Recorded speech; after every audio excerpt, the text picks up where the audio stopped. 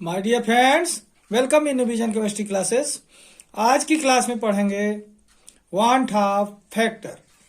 Want Hoff factor के बारे में पढ़ेंगे। Van't Hoff factor, van't Hoff गुणांक के बारे में। ठीक है, तो आज की क्लास रहेगी वांट हाफ फैक्टर की, वांट हाफ गुणांक की।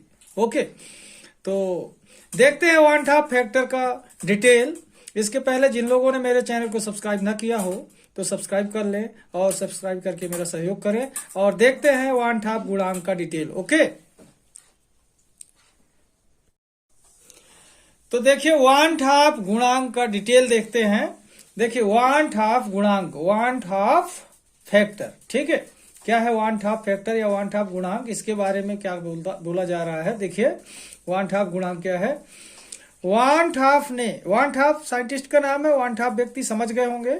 तो वांट हाफ ने 1880 में 1880 में संगुणन या वियोजन की मात्रा प्रदर्शित करने के लिए, ध्यान दें क्या करने के लिए, संगुणन या वियोजन की मात्रा प्रदर्शित करने के लिए एक गुणांक का प्रतिपादन किया था। क्या दिया था? एक गुणांक का प्रतिपादन किया था जिसे वांट हाफ गुणांक कहते हैं, जिसे वांट हाफ गुणांक कहते हैं, तथा इसे आई से प्रदर्शित किया जाता है या आई से प्रदर्शित करते हैं। ओके, तथा इसे आई से प्रदर्शित करते हैं। एक बार फिर से देखिए, वांट हाफ ने 1880 में संगुणन या वियोजन की मात्रा प्रदर्शित करने के लिए एक गुणांक का प्रतिपादन किया था जिसे वांट हाफ गुणांक कहते हैं, तथा इसे आई से प्रदर्शित करते हैं। किससे प्रदर्शित करते हैं? स्मॉल आई से। ओके, अब देखते हैं वांट हाफ गुणांक की परिभाषा कैसे परिभाषित किया गया है। ओके, तो देखते हैं वांट हाफ गुणांक की परिभाषा, definition of want Hoff factor. Okay, तो देखिए वांट हाफ गुणांक, वांट हाफ गुणांक की परिभाषा देखते हैं। परिभाषा, ठीक है, तो देखिए वांट हाफ गुणांक की परिभाषा क्या है। पदार्थ के आणविक द्रव्यमानों, ध्यान देंगे, पदार्थ के आणविक द्रव्यमानों के सामान्य मान तथा प्रेक्षित मानों का अनुपात वांट हाफ गुणांक कहलाता है। ध्यान दें, पदार्थ के आणविक द्रव्यमानों के सामान्य मान तथा प्रेक्षित मानों का अनुपात वांट हाफ गुणांक कहलाता है। ध्यान दें, सामान्य मान तथा प्रेक्षित मान का अनुपात, ध्यान रखेंगे, सामान्य मान तथा प्रेक्षित मान, लेकिन किसका? आणविक द्रव्यमान का। तो बात क्या हुई? पदार्थ के आणविक द्रव्यमानों के सामान्य मान तथा प्रेक्षित मानों का अनुपात वांट हाफ गुणांक कहलाता है। अर्थात वांट हाफ गुणांक आई बराबर सामान्य अणुद्रव्यमान बटे प्रेक्षित अणुद्रव्यमान, सामान्य अणुद्रव्यमान बटे प्रेक्षित अणुद्रव्यमान। ओके, मतलब सामान्य अणुद्रव्यमान और प्रेक्षित अणुद्रव्यमान का ये जो अनुपात है क्या कहला रहा है? वांट हाफ गुणांक आई कहलाता है। ओके, अब देखते हैं इसके आगे। जो वांट हाफ गुणांक है, सामान्य मान और आणविक द्रव्यमान, सामान्य मान और प्रेक्षित मान जो द्रव्यमान का है, इसके बारे में बता रहे हैं कि ये अणुसंख्यक गुण का क्या होता है? व्युत्क्रम होता है। आणविक द्रव्यमान होता है जो अणुसंख्यक गुण का क्या होता है? व्युत्क्रम होता है। तो इसके बारे में देखते हैं, अणुसंख्यक गुण क्या होते हैं? इसके व्युत्क्रम होते हैं, मतलब अणुसंख्यक गुण आणविक द्रव्यमान का क्या होते हैं? व्युत्क्रम होते हैं। तो ये जो फार्मूला है ये बदल जाएगा, ध्यान रखेंगे। वांट हाफ गुणांक का जो फार्मूला है ये क्या हो जाएगा? बदल सकता है। देखते हैं कैसे। ये क्या बता रहे हैं कि जो अणु द्रव्यमान है, ये जो आणविक द्रव्यमान है, ये और अणुसंख्यक गुण के बीच में जो संबंध है, तो क्या होता है? आणविक द्रव्यमान बराबर होता है 1/अणुसंख्यक गुण, 1/अणुसंख्यक गुण। मतलब क्या हुआ? अणुसंख्यक गुण क्या होते हैं? व्युत्क्रम होते हैं आणविक द्रव्यमान के। ओके, तो देखते हैं इसके आगे क्या होता है वान ठाप गुणांक के बारे में। ओके, तो देखिए क्या हुआ वान ठाप गुणांक में, आगे देखते हैं। लेकिन अणुद्रव्यमान, ध्यान देंगे, लेकिन अणुद्रव्यमान अणुसंख्यक गुण के व्युत्क्रमानुपाती होता है।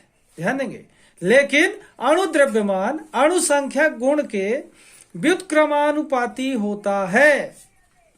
अर्थात वान ठाप गुणांक को निम्न प्रकार से व्यक्त किया जा सकता है। ओके, यहां पर देखें, लेकिन अणुद्रव्यमान अणुसंख्यक गुण के क्या होता है, व्युत्क्रमानुपाती होता है। अर्थात वान ठाप गुणांक को निम्न प्रकार से व्यक्त किया जा सकता है। ध्यान दें, वान ठाप गुणांक आई बराबर क्या हुआ, अणुसंख्यक गुण का प्रेक्षित मान। वहां पर क्या था, सामान्य मान था, आणविक द्रव्यमान का सामान्य मान। यहां पर क्या है, अणुसंख्यक गुण का प्रेक्षित मान अपान अणुसंख्यक गुण का सामान्य मान। एकदम पलट गया, सामान्य मान वहां ऊपर था, प्रेक्षित मान नीचे था। यहां उल्टा हो गया, क्योंकि एक दूसरे के क्या है, ये व्युत्क्रमानुपाती। अणुद्रव्यमान क्या है, अणुसंख्यक गुण का व्युत्क्रमानुपाती। तो क्या हो गया, यहां पर एक दूसरे से ये पलट गए। क्या हुआ, यहां पर अणुसंख्यक गुण का प्रेक्षित मान बटे अणुसंख्यक गुण का सामान्य मान। ओके, तो देखते हैं आगे इसके। तो देखिए क्या हुआ, van't Hoff factor I equal to क्या हो सकता है, observed value. Observed value means प्रेक्षित मान, ठीक है ना। Observed value of colligative property, observed value of colligative property upon normal value of colligative property, normal value of colligative property. Okay, मतलब क्या हुआ van't Hoff factor, the ratio of observed value and normal value of colligative property is called one half factor, is called one half factor. Okay, यहां पर देखें, the ratio of observed value and normal value of colligative property is called one half factor. यहां पर देखें, या करके लिख सकते हैं, और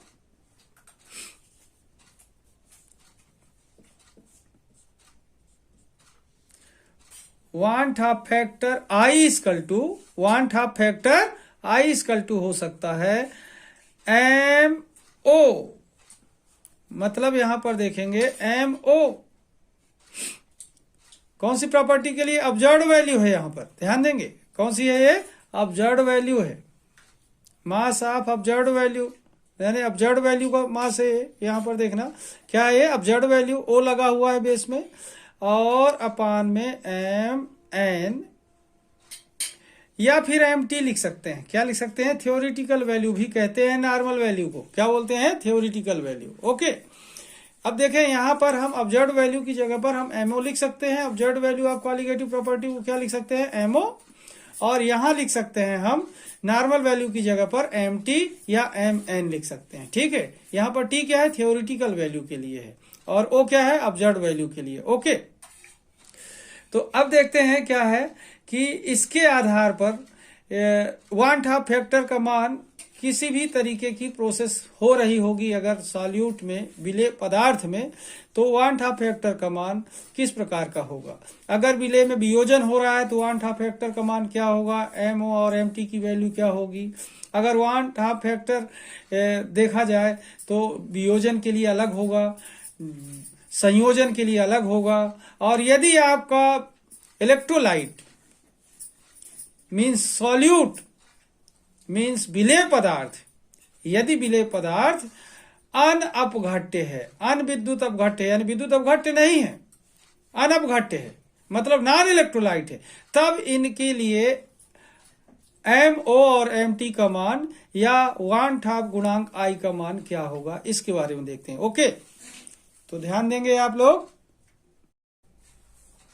तो देखिए क्या होगा, विलेय पर होने वाली अभिक्रियाओं के आधार पर आई का मान, ठीक है, विलेय पर या विलेय की प्रकृति के आधार पर आई का मान क्या होगा देखते हैं। ठीक है, देखिए फर्स्ट नंबर देख रहे हैं, यदि विलेय का वियोजन हो रहा हो, क्या हो रहा हो, यदि विलेय का वियोजन हो तो मीन्स डिसोसिएशन हो रहा हो, यदि विलेय का क्या हो रहा हो, डिसोसिएशन, यदि विलेय का वियोजन हो तो MO less than MT। MO क्या होगा, छोटा होगा MT से, यानी ऑब्जर्व्ड वैल्यू क्या होगी, छोटी होगी थ्योरेटिकल वैल्यू से। तो क्या होगा, MO लेस देन MT। तथा 1/2 गुणांक क्या होगा, 1 से बड़ा होगा। 1/2 गुणांक क्या होगा, ग्रेटर देन 1, मतलब 1/2 गुणांक क्या होगा, 1 से बड़ा होगा। बात समझ आ रही। यदि विलेय का वियोजन हो तो MO लेस देन MT तथा I 1/2 फैक्टर ग्रेटर देन 1 होगा, मतलब I का मान 1 से बड़ा होगा। ओके, सेकेंड कंडीशन देखें, यदि विलेय का संगुणन हो तो, यदि विलेय का क्या हो, संगुणन हो, यानी डिसोसिएशन की जगह क्या हो रहा हो, एसोसिएशन हो रहा हो। यदि विलेय का संगुणन हो रहा हो, एसोसिएशन हो रहा हो, तो MO ग्रेटर देन MT होगा। MO ग्रेटर देन क्या होगा, MT होगा, मतलब MO बड़ा होगा, ऑब्जर्व्ड वैल्यू क्या होगी, बड़ी होगी थ्योरेटिकल वैल्यू से, नॉर्मल वैल्यू से। ओके, तथा 1/2 फैक्टर लेस देन 1 होगा, मतलब 1/2 गुणांक का मान 1 से क्या होगा, छोटा होगा। ओके, अब देखें थर्ड पॉइंट, यदि विलेय यानी सॉल्यूट आपका नॉन इलेक्ट्रोलाइट हो, विद्युत अनपघट्य हो तो, यदि विलेय विद्युत अनपघट्य हो तो MO इक्वल टू MT, मतलब ऑब्जर्व्ड वैल्यू और थ्योरेटिकल वैल्यू क्या होंगी, इक्वल होंगी। ऑब्जर्व्ड वैल्यू और थ्योरेटिकल वैल्यू मतलब नॉर्मल वैल्यू एक दूसरे के क्या होंगी, बराबर होंगी। तथा 1/2 फैक्टर इक्वल टू 1 होगा, 1/2 फैक्टर 1 के बराबर होगा। ओके, तो इस तरीके से देखें 1/2 फैक्टर सॉल्यूट के बेस पर किस तरीके से वैल्यूएबल है, ये पता चलता है यहां पर। ठीक है, 1/2 फैक्टर क्या होगा, यदि विलेय का वियोजन होगा, वियोजन होगा मतलब सॉल्यूट पार्टिकल्स क्या होंगे, डिजॉल्व हो रहे होंगे, तो छोटे होते चले जाएंगे, छोटे होते चले जाएंगे, तो क्या होता चला जाएगा, उनका जो मास है वो छोटा होता चला जाएगा। तो यदि विलेय का वियोजन होगा तो MO क्या होगा, लेस देन होगा, और MT ग्रेटर होगी। तो क्या होगा, यहाँ पर I क्या होगा, 1 से बड़ा होगा। और यदि संगुणन हो रहा होगा, मतलब सॉल्यूट पार्टिकल्स आपस में जुड़कर बड़ा पार्टिकल बना रहे होंगे, तो मास बढ़ेगा। तो यदि विलेय का संगुणन हो तो MO क्या हो जाएगा, ऑब्जर्व्ड वैल्यू ग्रेटर हो जाएगी और थ्योरेटिकल वैल्यू छोटी हो जाएगी। तथा 1/2 फैक्टर 1 से क्या हो जाएगा, छोटा हो जाएगा। और यदि विलेय क्या हो, नॉन इलेक्ट्रोलाइट, विद्युत अनपघट्य हो, तो ये क्या होगा, सॉल्यूट ऐसा सॉल्यूट है जब विद्युत अनपघट्य है तो ये सॉल्वेंट में डिजॉल्व नहीं होगा, डिजॉल्व नहीं होगा तो इसका मॉलिक्यूल ज्यों का त्यों रहेगा, मास ना घटेगा और ना बढ़ेगा। इसलिए ऑब्जर्व्ड वैल्यू और थ्योरेटिकल वैल्यू क्या होगी, इक्वल होगी, और 1/2 फैक्टर I 1 के बराबर होगा। ओके, तो इस तरीके से देखें 1/2 फैक्टर का मान सॉल्यूट पार्टिकल के आधार पर किस तरीके से परिवर्तित हो सकता है। अब देखते हैं अपन, देखेंगे कि 1/2 फैक्टर के आधार पर अणुसंख्यक गुण के संशोधित रूप। ओके,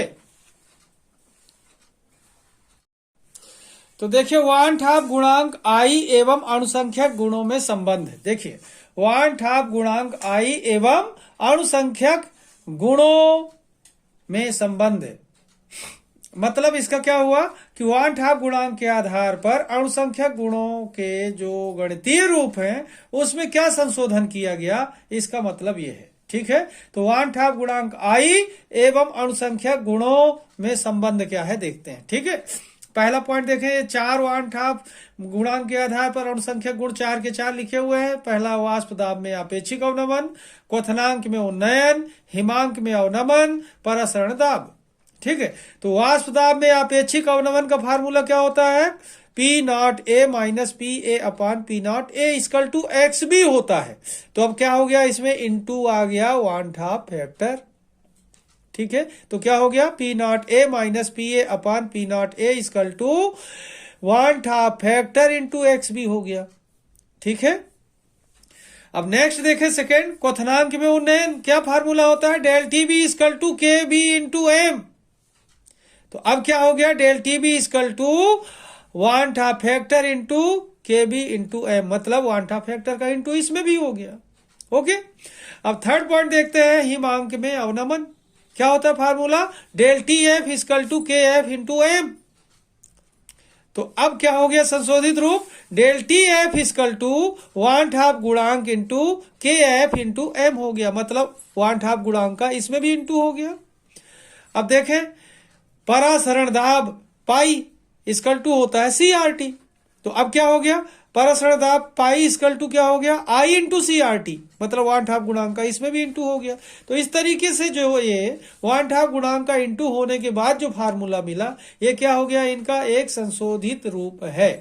ठीक है, तो इस तरीके से इसे ध्यान से देखेंगे 1/2 गुणांक को, बहुत आसान है, बहुत ही इजी है। आप एक बार देखेंगे वीडियो आपसे ये बनने लगेगा। ठीक है, तो आप जरूर वीडियो देखिए और इसे सीखिए, एग्जाम के लिए बहुत इंपॉर्टेंट है, सीख कर जाएं एग्जाम देने। आज की क्लास को मैं अब यहीं पर समाप्त करूंगा। जिन लोगों ने मेरे चैनल को सब्सक्राइब ना किया हो तो सब्सक्राइब कर लें और सब्सक्राइब करके मेरा सहयोग करें। तब तक के लिए धन्यवाद। जय हिंद, जय भारत।